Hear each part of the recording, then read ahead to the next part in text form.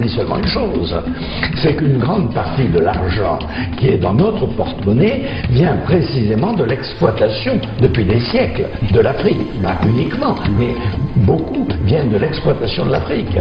One thing that keeps me puzzled, despite having studied finance and economics at the world's best universities, the following question remains unanswered.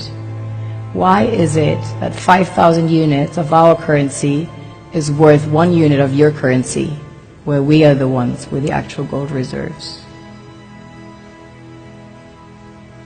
It's quite evident that the aid is in fact not coming from the West to Africa, but from Africa to the Western world.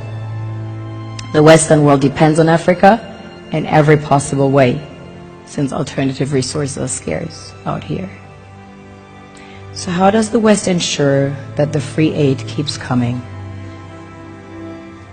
By systematically destabilizing the wealthiest African nations and their systems, and all that backed by huge PR campaigns, leaving the entire world under the impression that Africa is poor and dying and merely surviving on the mercy of the West.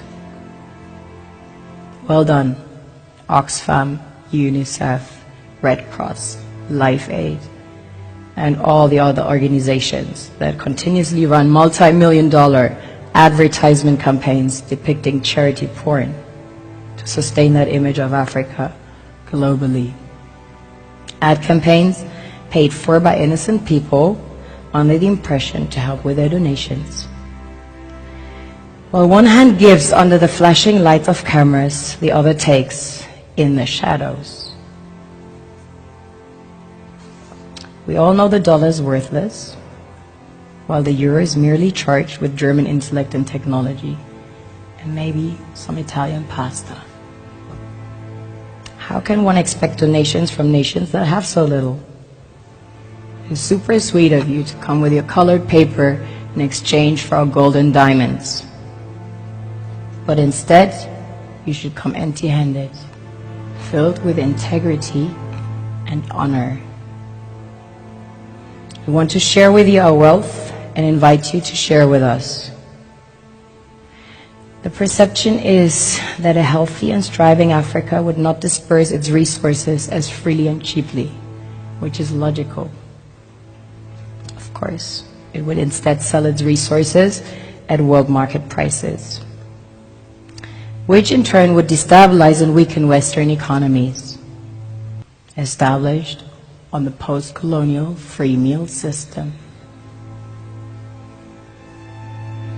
Last year, the IMF reports that 6 out of 10 of the world's fastest growing economies are in Africa, measured by their GDP growth. The French Treasury, for example, is receiving about $500 billion year in, year out. Foreign exchange reserves from African countries based on colonial debt they forced them to pay. This is what happens in the human world, the world we have created.